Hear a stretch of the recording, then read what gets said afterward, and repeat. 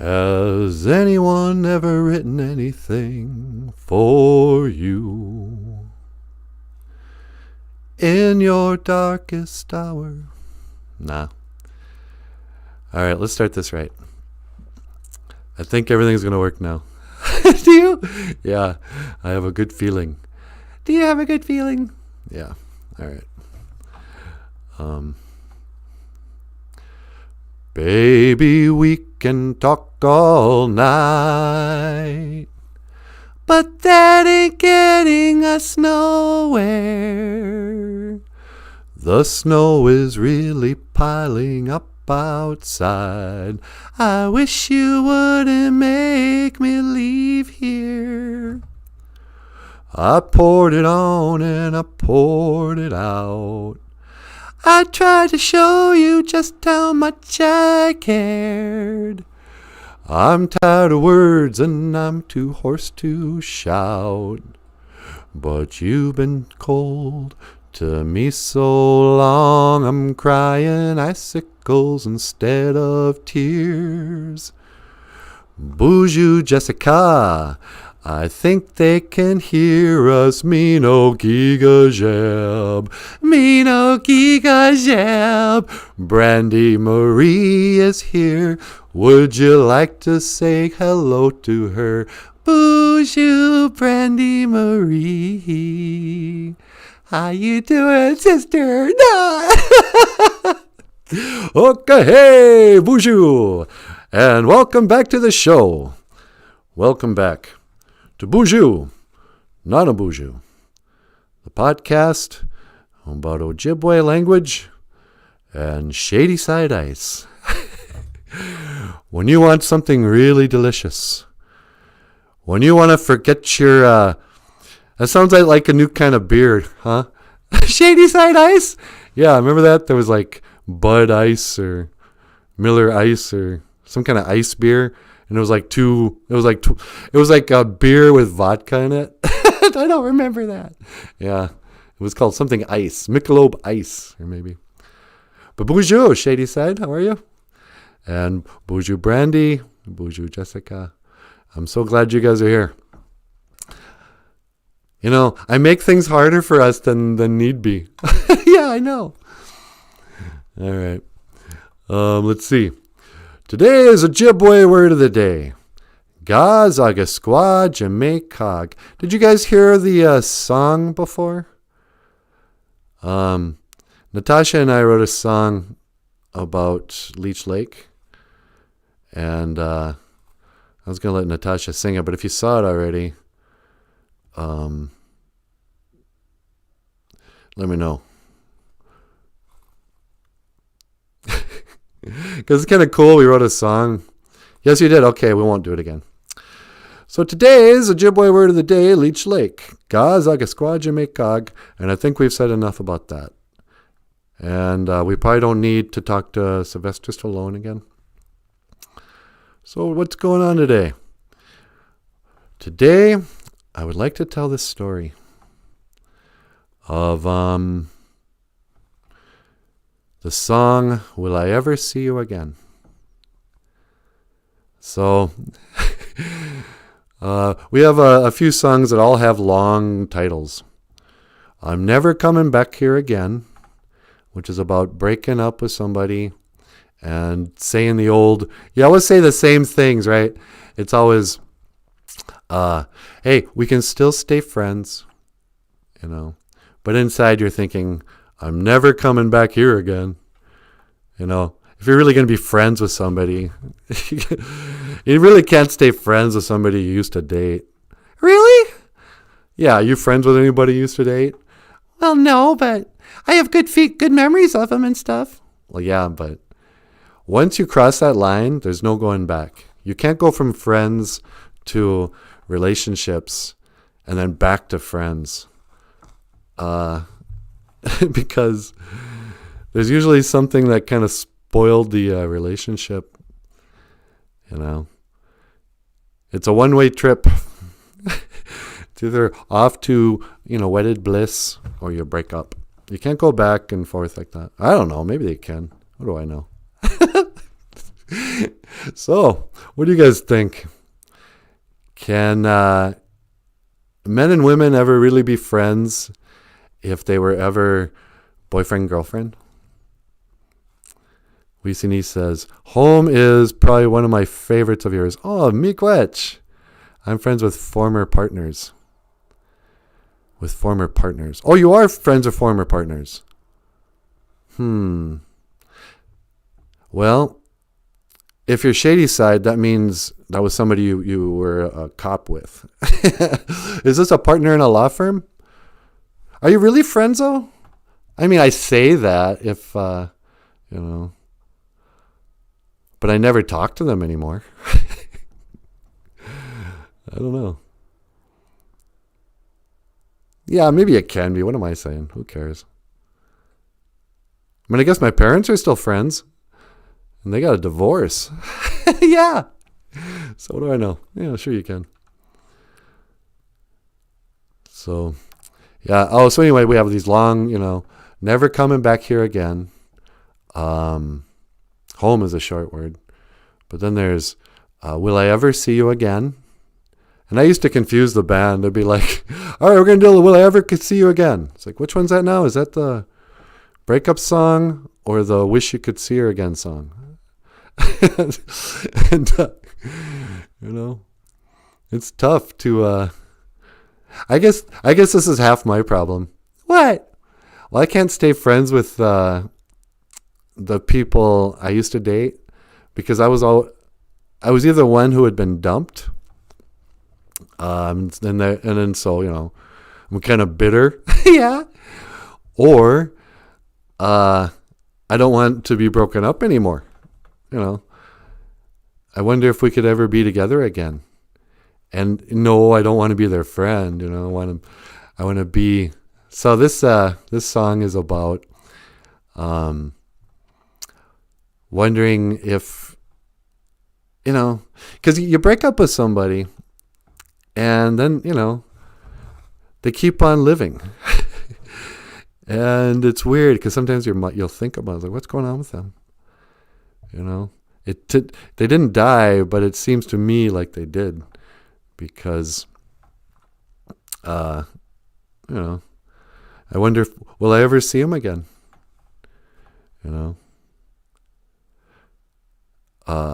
I ever see you again? Oh, you know what this song is about? What? I think it's about Jennifer. Jennifer Rustad? Yeah. Is this song about Jennifer Rustad? Yeah, I'm pretty sure.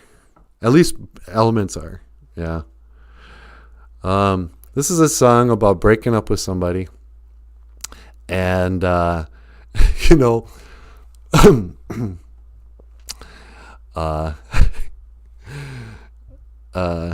it's a breakup song. And then wondering if you'd ever see that person again, but realizing you probably won't. So this song is called Will I Ever See You Again?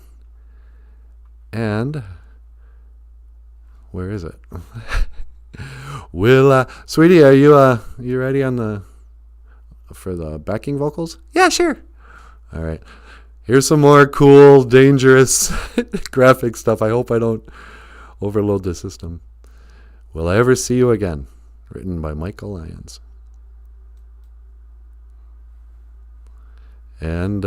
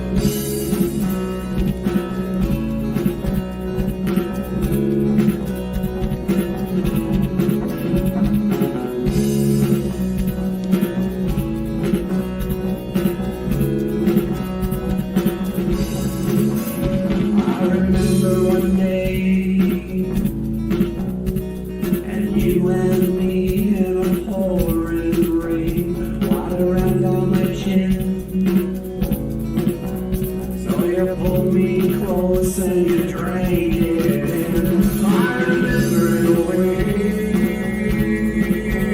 And you and me in a sad embrace. But I remember a place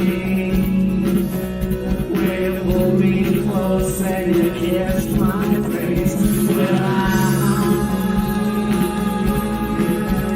Will I ever see you again? No, I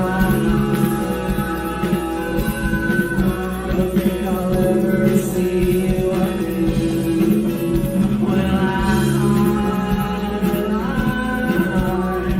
I ever see you again? No, I don't think I'll ever see you again.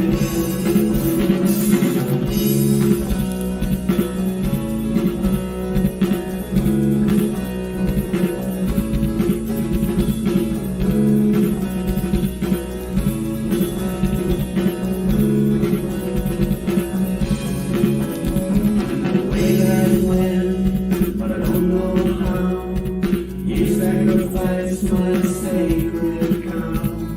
That was then, this is now. If life's a stage, then take your bow. Will I ever see you again? No, I don't think I'll ever see you again.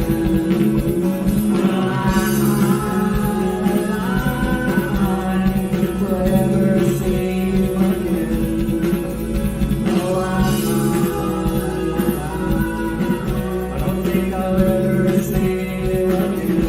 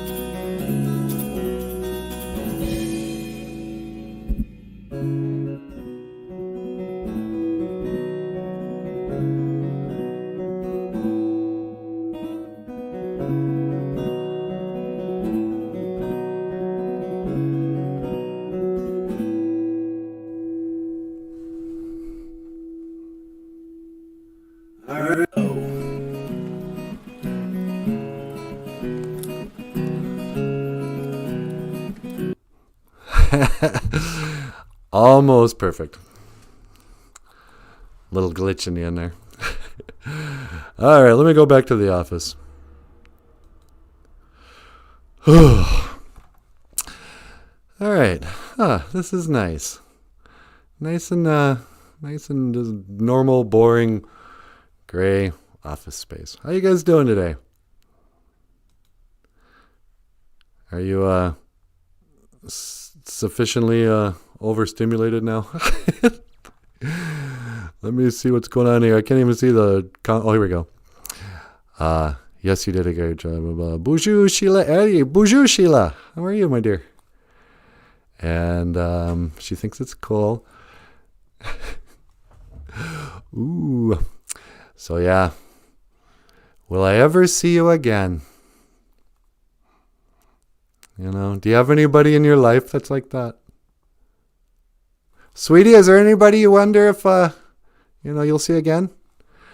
Not really. I mean, there are some people I know I'm never going to see again, and that's kind of sad. Yeah. But, there you go. Leech Lake, will I ever see you again?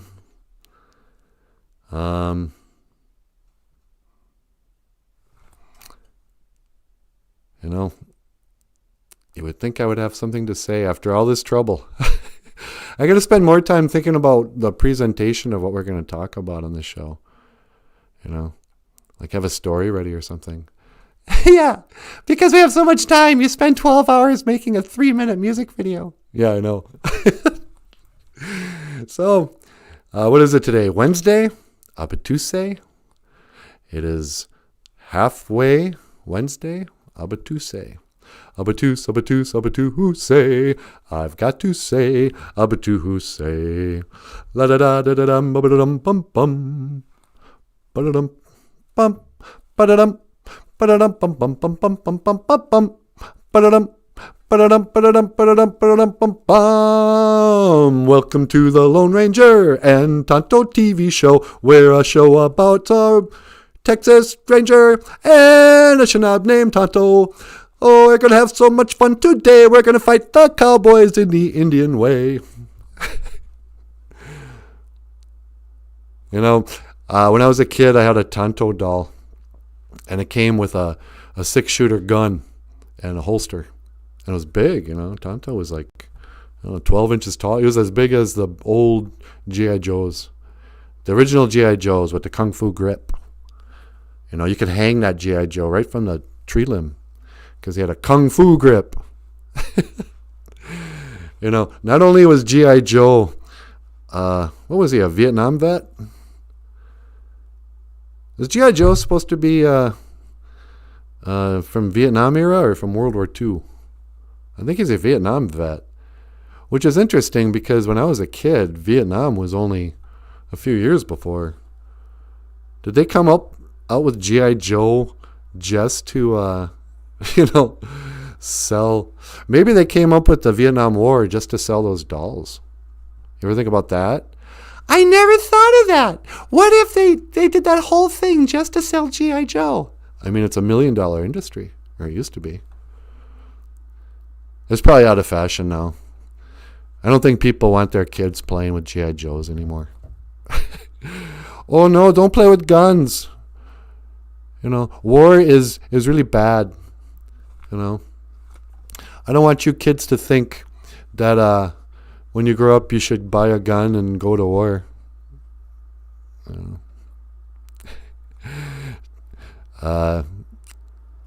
Sheila. Oh, Daniel's here. Hey, Boozhoo, Daniel. Daniel says, have I missed a show? No, we're just getting started. I was screwing up everything. So Daniel's here. Sheila says, Boozhoo crew at Shady Side Ice. Great idea.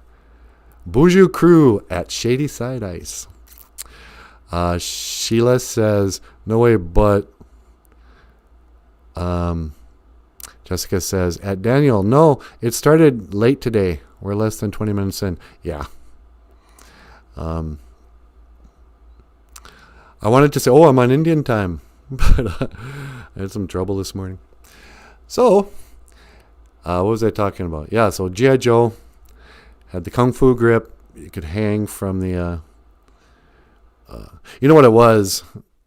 G.I. Joe was the most butch doll they could come up with. This is for the boys who want to play with dolls, but didn't want to get shamed for being a boy who plays with dolls. So, you like Barbies? So, no, this is G.I. Joe. But yeah, you get to dress them up in camo. I mean, it's essentially, they're doing the same thing that girls playing with Barbie do. You're just playing on the table with your little... Barbie had a little convertible. G.I. Joe, I'm sure he had a Jeep. And what else did G.I. Joe have? I think he had a machine gun and a scar right on his cheek. He did 2 tours in Vietnam and was right in the thick of the bush. But the only injury he took was one little cut to the cheek. I remember that was like a defining thing to me about G.I. Joe, is this permanent scar. I learned when I was a kid that if you shave his head, it doesn't grow back. Did you know that, sweetie? Yeah, I kind of figured. Did you ever shave the hair off of Barbie? No. Yeah. Well, I started shaving G.I. Joe's hair, and then I quit, and he just kind of ended up looking like Mr. T. Yeah. Because when I was a kid, G.I. Joe actually had hair, real hair on his face. He had a beard and really short hair. And it was like a little fuzzy thing. You know, it's a pretty good action figure, really. But you get your G.I. Joe and your, I had this other action figure called Buck Hunter. He wasn't called Buck Hunter. I thought that was his name because I grew up in like a community where people would have nicknames like Bucky or Buck or whatever. And Hunter, I just thought like Hunter was like a person's last name. Oh, he's Hunter. Like Hunter Biden, only Buck Hunter. And it wasn't until I grew up that, Buck Hunter came with a rhino, a little plastic rhino. And he had a safari shirt. What he was a big game hunter. He hunted bucks, like rhinos and lions or whatever. I just thought it was his name. So I would be like, all right, let's get G.I. Joe and Buck Hunter together. I wasn't that creative as a kid. I didn't name my dolls. I just, what's on the package? What's his name? Oh, it's G.I. Joe. Okay, this is G.I. Joe. But my stuffed animals, I always named them.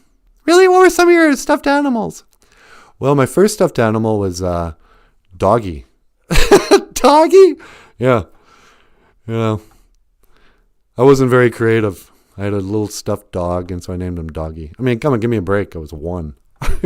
As soon as I started talking, I named my dog Doggy.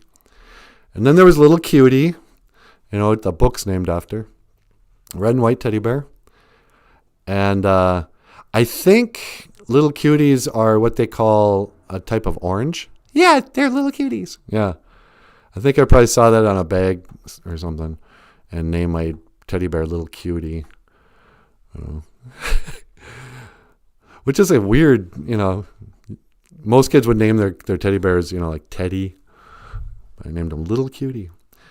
And then let's see who else. There was Lamby, Doggy, Lamby. It wasn't Lammy, it was Lamby. Little Cutie. There was Rocky. I actually had a bulldog named Rocky. No, he was a boxer. And I named him Rocky. Is that right? How old was I when Rocky came out? I was 10. Did that come out in 77? I think. No, 76, because it was the independence. Okay, 1976, I was 9. I was 9, and I still had teddy bears that I was naming.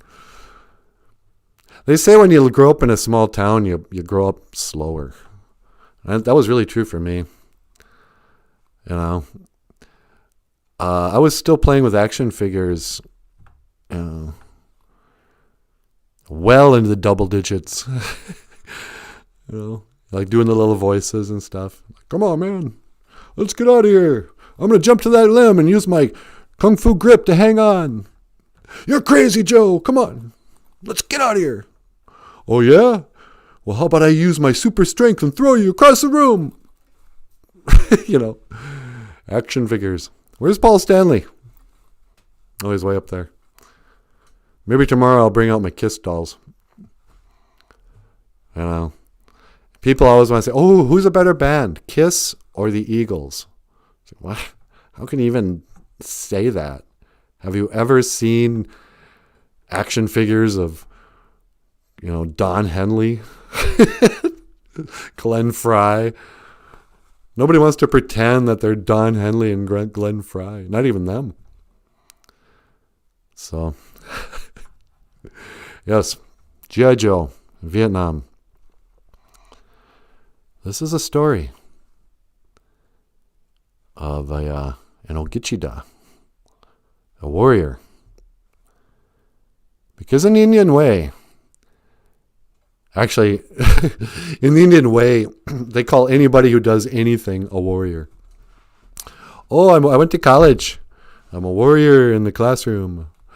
Oh, I'm a mother. I'm a woman warrior. I was like, no. A warrior goes to a war. Ogichida. I'm tired of hearing these ladies say, oh, I'm an Ogichida Ikwe. I'm a warrior woman. It's like, oh, you're a mother. You're a life creator. I mean, being a warrior isn't just like the greatest thing in the world. It's just one thing. There are artists who are not warriors.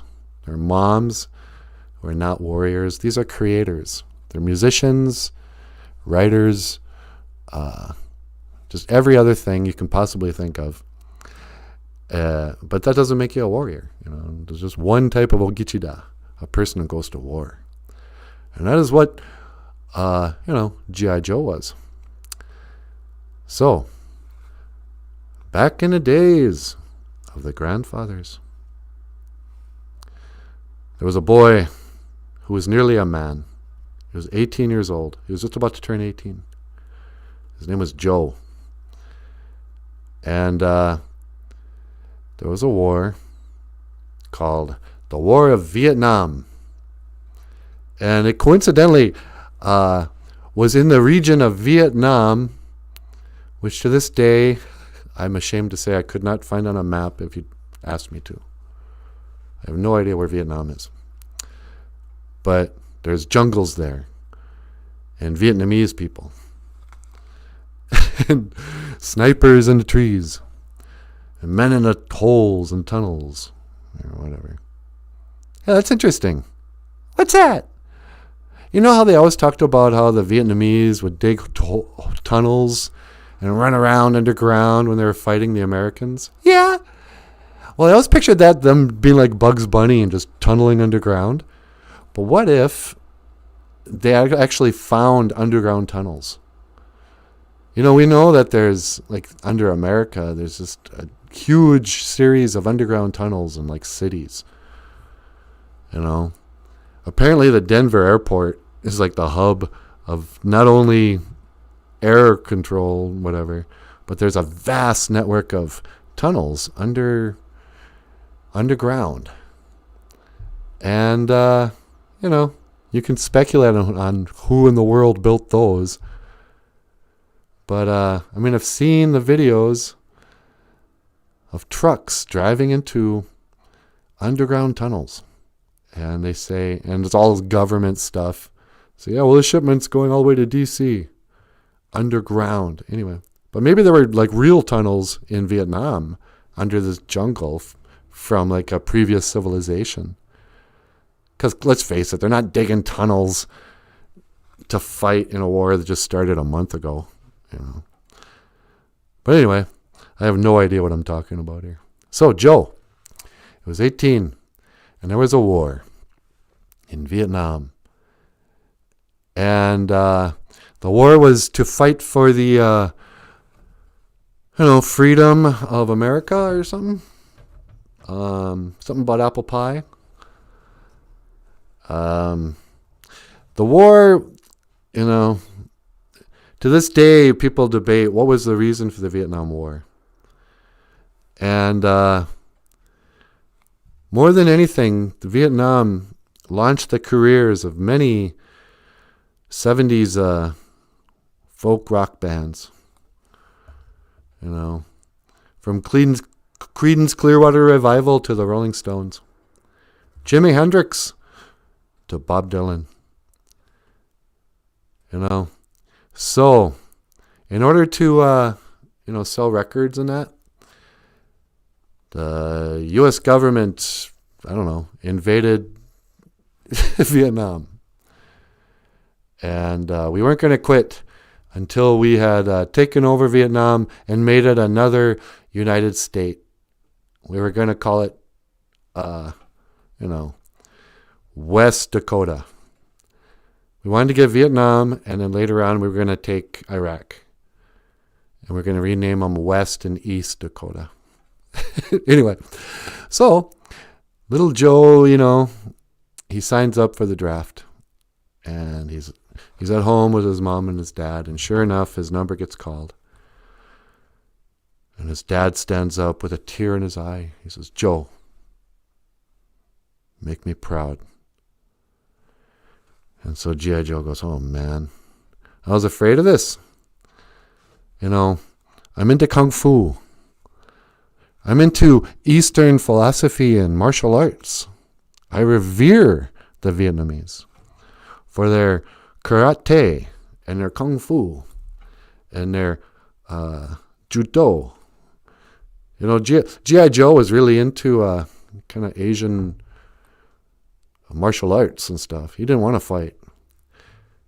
So he said, you know what? I'm not going to go. But his dad said, no, son. There's a reason why you only have one set of clothes, and those are camouflage fatigues.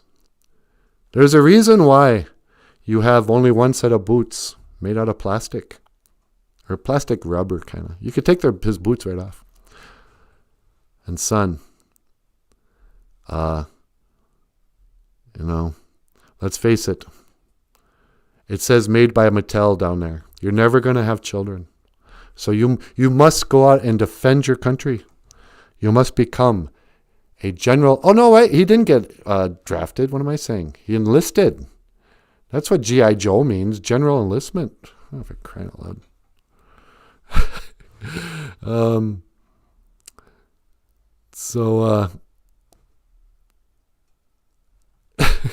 I'm reading these comments halfway through my story. Anyway, forget all that. He didn't get drafted. His dad never said that. He heard there was a war, and so he said to his father, Father, I'm going to use my karate skills and my judo skills and my kung fu grip to go and fight in this noble war. And he said, make me proud, son. Use your skills to bring that country to its knees. And whatever. So off he went.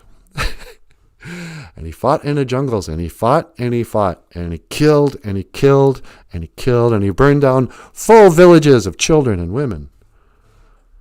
And, elders, old farm men, working out in the rice fields.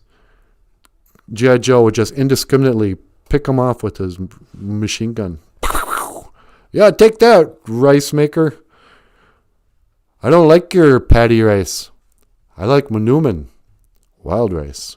And so you just shoot all these rice. Because I'm doing this for the Native Americans of my country. Your white rice is destroying their culture. And so, Joe went on a killing rampage. And eventually the war is over. And he goes back home. He's walking on the side of the road there.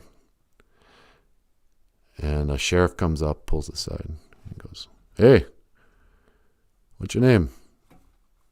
I'm G.I. Joe. He goes, oh. Well, listen, Mr. Joe, please call me G.I. G.I., can I give you a lift somewhere?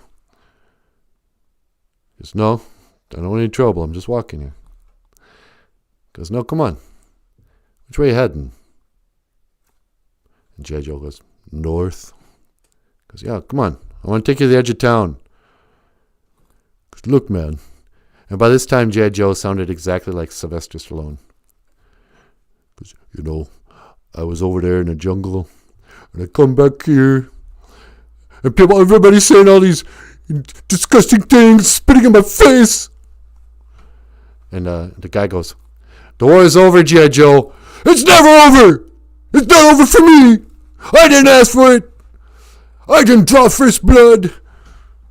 And then he starts fighting the cops for some reason. I don't remember why. Can you get Sylvester Stallone on the phone? Yeah, sure. Let me look up his number. I gotta ask him some questions about Vietnam. Okay. All right. Ringing. Hi, Sylvester Stallone. Hi, would you like to be on the show? Okay. I'm gonna patch you through to Nanaboozhoo. Okay. All right, Nanaboozhoo. Line 2. Line 2. All right. Hey, Sylvester Stallone.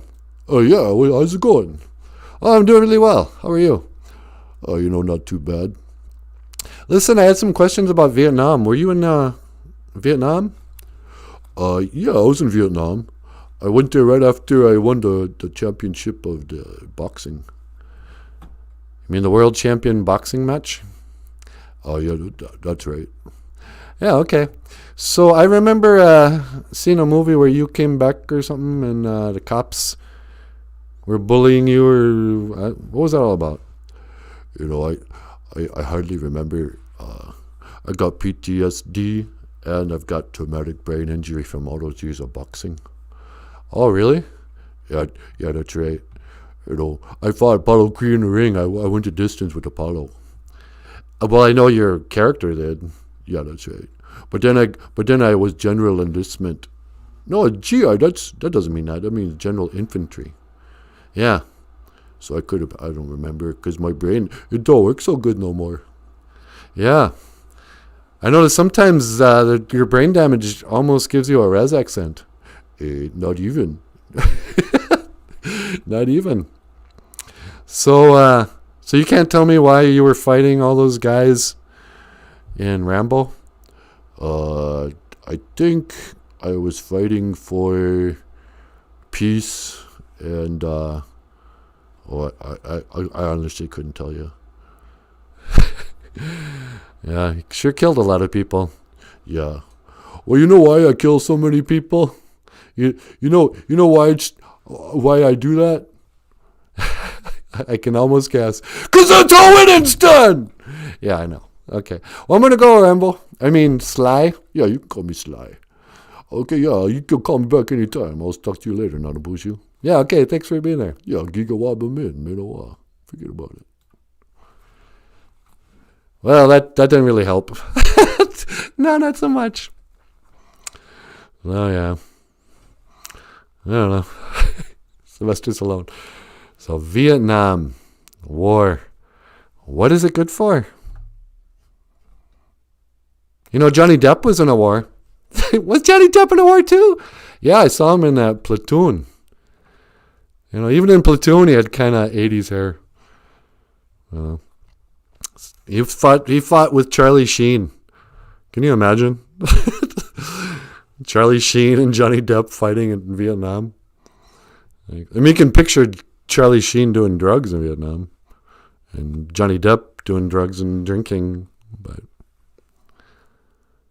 what is it about all these guys? It's like they have PTSD from a war they were never in. Charlie Sheen, you know, just a horrific drug addict, sex addict, just, you know, no limit to that guy's decadence. And then old Johnny Depp, you know, the guy's domestic abuse survivor. They say he drinks $30,000 worth of wine every month. No way. How could you possibly do that? Well, I think he's probably drinking the $100 bottles of wine. But still, I think he just drinks wine every day. He's just drunk all the time.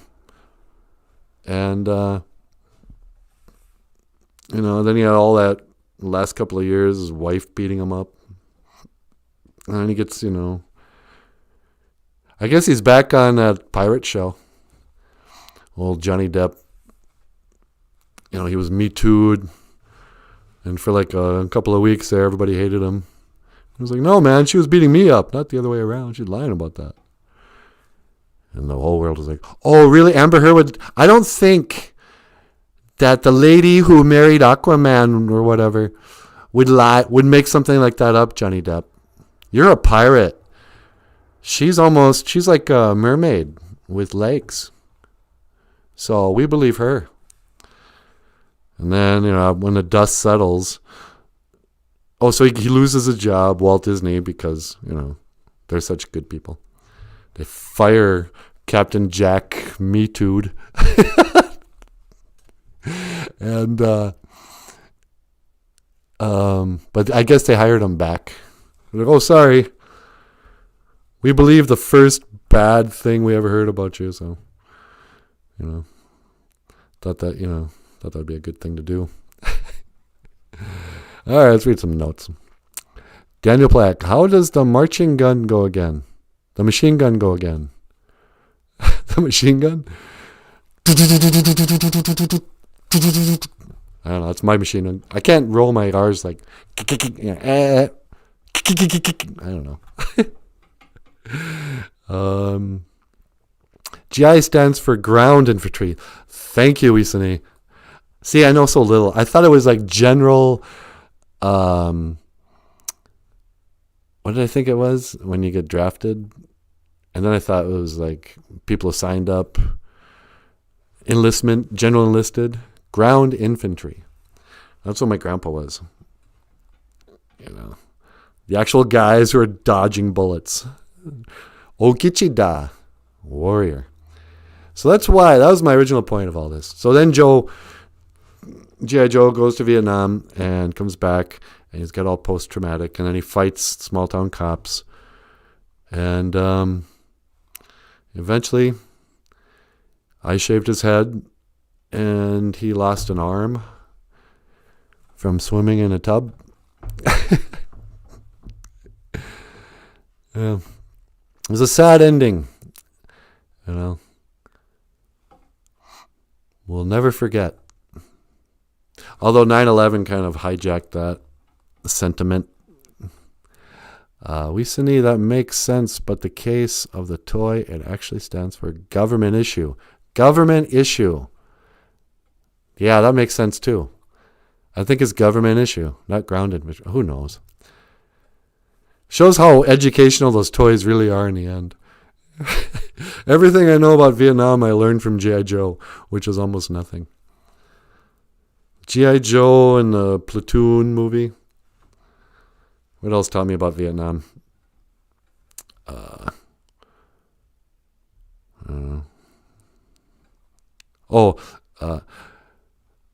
Forrest Gump. Vietnam would even draft the mentally challenged. You would think Forrest Gump could have gotten out of it somehow. This old Sally Field says, "Oh, look, this is my son Forrest," and yeah, a lot of amazing things can happen to him. But he's got the intellectual ability of about a fourth grader.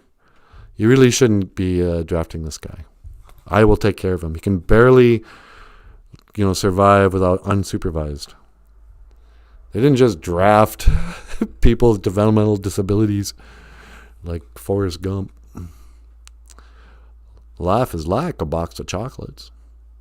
Mama always said, is it life is like a box of chocolates or life was like a box of chocolates? It's a Mandela effect. Sheila Eddy says, like Shady Side Ice's ideas of Boozhoo Crew. What are your ideas about Boozhoo Crew? I think she wants to start another live stream. Sunny day. Do. So yeah, this is a story. This was the story of G.I. Joe. The government issued. That could be a government issue. You'll never hear their standard issue kicking in your door. You can relax on both sides of the tracks, and maniacs don't blow holes in bandsmen by remote control. And everyone has recourse to the law, and no one kills the children anymore. No one kills the children anymore. Night after night, going round and around my brain. This dream is driving me insane. But in the corner of some foreign field, the donut sleeps tonight. What's done is done. What do you think, sweetie? You want to get up here and say hello to the people? Sure. All right. Okay. Ogichida, warrior. Gazaga squad, Jamaicag. Leech Lake. And I'm going to let Natasha take over here. Hey, you know what? I'm Michael, instead of carrying me over here, I'm just going to shut off the camera for a second. And maybe we'll have some transition music. Where's the transition music? All right. You go up and in. I'm coming right back. All right, sweetie, you ready for this? Yeah, just a second. Give me a. Take grab my. Michael, will you grab my glove there? Yep. All right.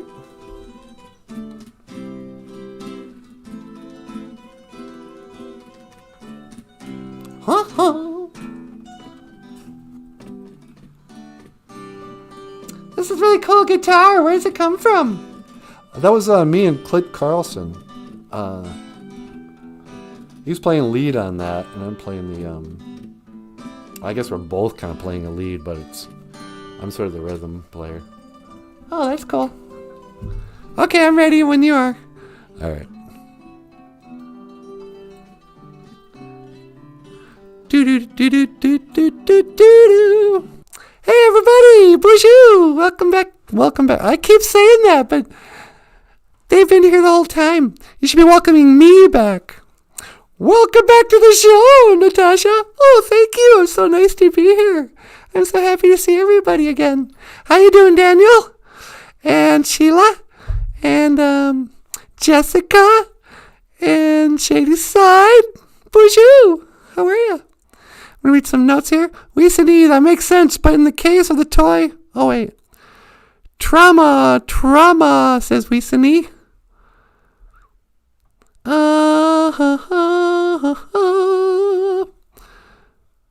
Well, so let's see. What can we say about Leech Lake? Gazaga squaw, Jamaica hug. Gazaga squaw, Jamaica hug. Gazaga squaw, Jamaica hug. I have nothing to say about Leech Lake. Leech Lake? Okay, here's some trivia. Leech Lake. Nope, got nothing. I lived within stone's throw of Leech Lake most of my life. And I know almost nothing about it. I was going to say it's one of the largest lakes, but it's smaller than Red Lake. I don't know much about the reservation.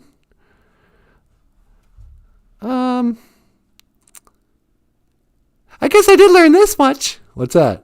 You know, Leech Lake was started like in the 30s. What do you mean? The actual reservation didn't even become a reservation until like 1935 or whatever. Oh, yeah, I suppose that's right. So, like, your grandpa wasn't even born a Leech Laker. There was no such thing as a Leech Lake reservation when your grandpa was born. He would have just been known as, like, you know, the Lake Winnie band of Chippewas. Sunny day. So, yeah. Gazaga squad, Jamaica. Leech Lake. Gazaga squad, Jamaica. Nindunjapa. Leech Lake is where I'm from. Although I should say LaPorte is where I'm from. Cabacona. I'm actually from a place called Cabacona Lake.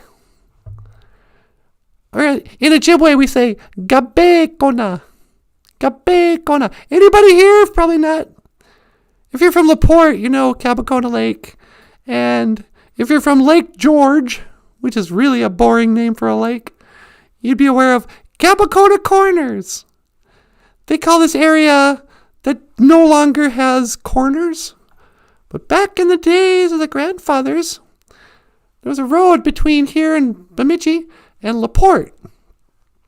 And 7 miles outside of LaPorte on the way to Bemidji, where this ridiculous right angle, left angle turns in the highway for just a, couple of miles. And they called that Cabacona Corners. Oh, and it also went over Cabacona Creek. But a lot of people be like, well, what does Cavacona mean? That must be an Ojibwe word. It's like, well, sort of. It's a mispronunciation of Gabegona, which means end of the trail, end of the line. No, it doesn't. Well, it does mean like end of the trail, the trail's end. And it always made me think of, remember those old paintings? You'd see, it kind of looks like this, like on a black felt tapestry or whatever. There'd be that Indian guy on a horse with a staff, and his head's bowed down, and the little horse's head is bowed down. They're all so sad. And it says, end of the trail. I'm the sad Indian. End of the trail. Gabegona. They always like to portray Indians as being really sad or really serious or really angry. You never see Indians except here like giggle and be silly. But Indians are really funny people. I mean, we're not even funny. Let me be honest. We laugh at stuff very easily. That's what it is. People say, "Oh, what is Indian humor?" Because they don't understand why we're constantly giggling. There's a lot of like, girls will hold their mouths a lot. I don't want you to see me giggling because they're always giggling. But in the movies, they think we were just, me, stoic, tonto. Do. What's the Indian song? No, that's the Bob and Doug McKenzie. Something like that. But what am I talking about? Indians and being... Oh, end of the trail. So there's always that sad Indian on his horse. End of the trail. Or that old man in his canoe going down the, whatever river in New York City. The Hudson River. And he sees all the litter. And one tear comes down. Crying Indian elder. It's like, suck it up, man. It's just litter. What are you trying to get sympathy from America to pick up after themselves? Well, you know what they did? It's called Adopt a Highway. When I was a kid, there was this garbage all over the highways. People, you'd be driving down in your car, they get there with a can of, Orange Crush. They just throw it out the window. Well, it creates jobs, they'd say. It was a big mess. America was just litter full in the 70s. Nobody likes to remember that. It's way nicer now. People clean up after themselves. We got to adopt a highway. You never just see people throwing stuff out the windows anymore. But in the old days, back in the days of the grandfathers, nobody cared. You go out fishing, drink a bottle of Coke, glass bottle of Coke. Throw it in the lake. It'll sink. Let it float for a while, but eventually it'll sink.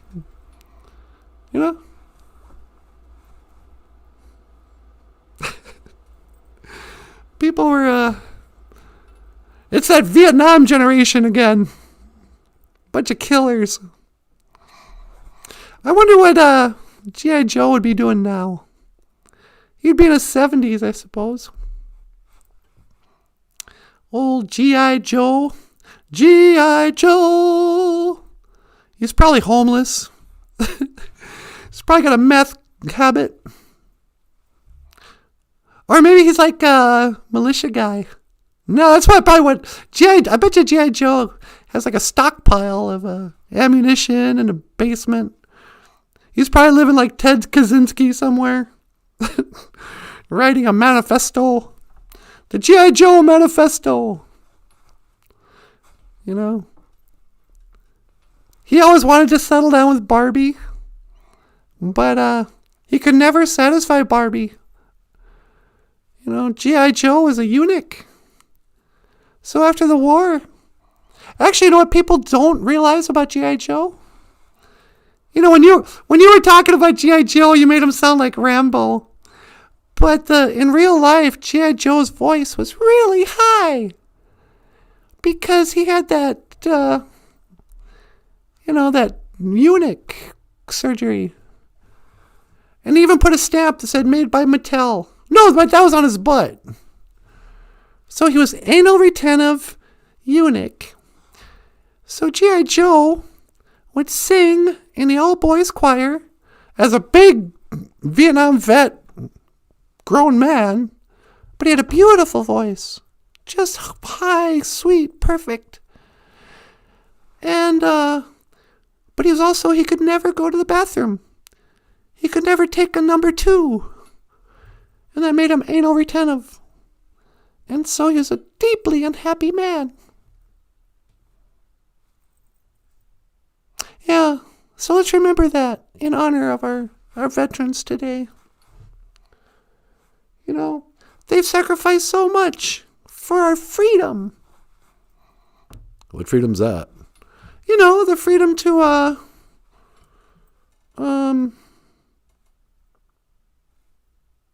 have a live stream.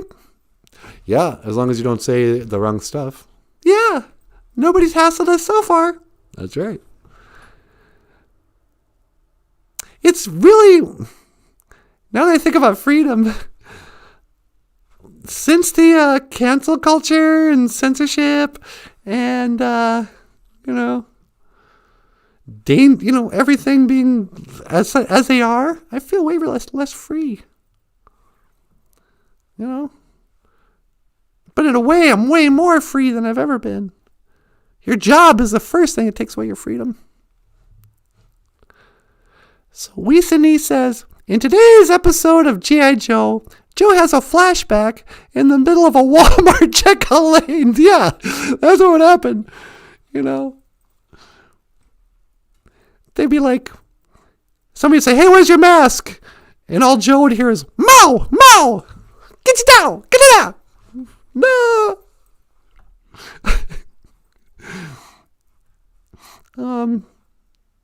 Shady Side said, my brothers had quality plastic 2-inch army men that we tossed into wars. That we tossed into wars. Yeah. There comes that time. There's that summer between. It's when you're like 7th grade. I remember the coming a day when you still loved you had all these action figures, these toys. You didn't want to throw them away. But what are you going to do with them?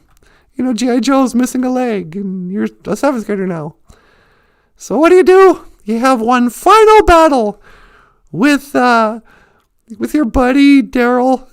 And you get your firecrackers, you get your BB guns, you set up your men, and you start taking aim and shooting and blowing up perfectly good action figures on a random Saturday in the summer of your 13th year.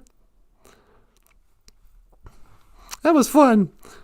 That's probably what happened to the real G.I. Joe. In the end, some 13-year-old boy strapped him full of, firecrackers around him like a terrorist and blew him up in the garden. Well, on that note, thank you so much for putting up with our technical difficulties. Thank you so much for listening. Miigwech Pisandawi Egg. And thank you for watching. Miigwech Kanawabi Egg. Boozhoo Nanaboozhoo Niman Waindum Oma Noongoon. Yeah. I will see you again. Gigawabamin. Minawa. Hawa. And live stream. La la la.